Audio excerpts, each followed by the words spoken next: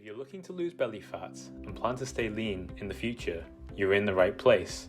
Most people, when they start a diet, they initially lose weight, which is great, but don't keep the weight off long term. Research shows that 80% of all weight lost in diets are regained or go beyond their original weight within 5 years. This statistic isn't meant to scare you, but to inspire you to lose weight and stay lean in the long term. I do believe by watching this video, you'll have a greater chance of losing weight and keeping it that way. So, how does fat loss work? Fat loss happens when you are in a caloric deficit. This is when you are consuming less calories than you burn. For example, if you burn 2,000 calories in a day and you consume 1,500 calories, you are in a caloric deficit of 500 calories. On the other hand, if you consume more calories than you burn, you are in a caloric surplus. For example, if you burn 2,000 calories and consume 2,500 calories, you are in a caloric surplus of 500 calories. Some of you may be thinking, how can I burn more calories than I consume? Well, there are more ways than just cardio that burns calories. There are 4 different ways you burn calories every single day. Number 1, burning calories through exercise. The number of calories you burn is determined by the intensity and duration of your exercise.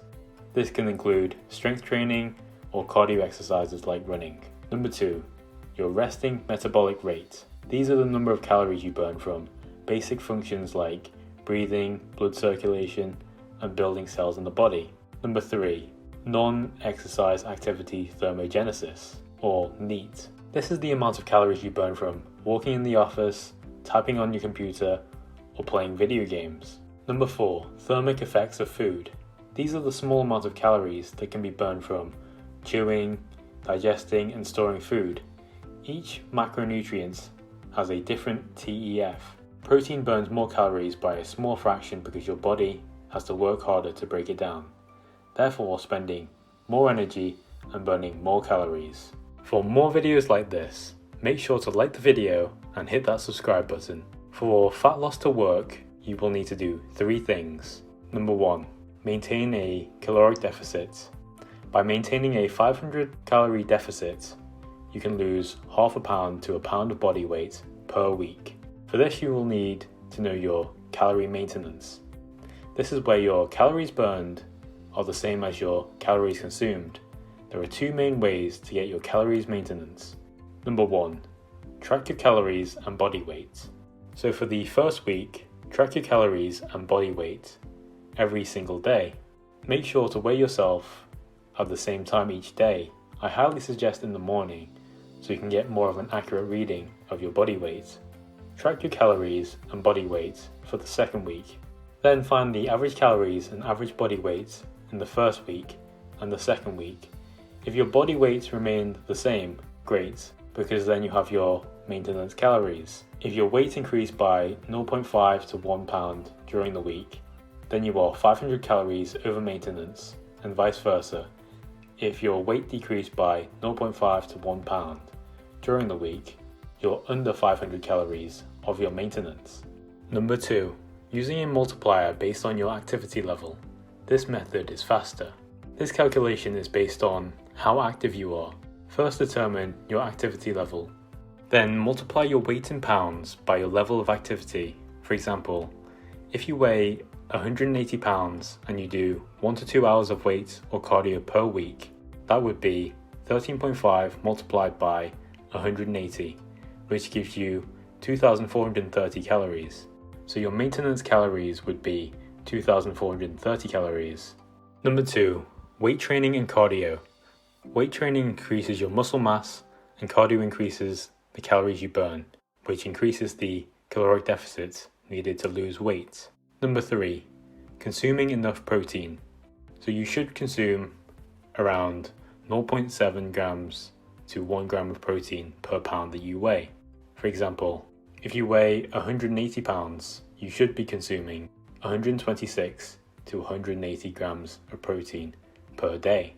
One of the most common problems of dieting is that people try extreme weight loss methods which do work for the short term and you can see great results initially, but it cannot be maintained for the long term, and eventually it can lead you to completely falling off the diet. If you want to avoid this, it is best to use a long-term strategy. Number 1, create good habits. Creating habits for when you are losing weight is so important.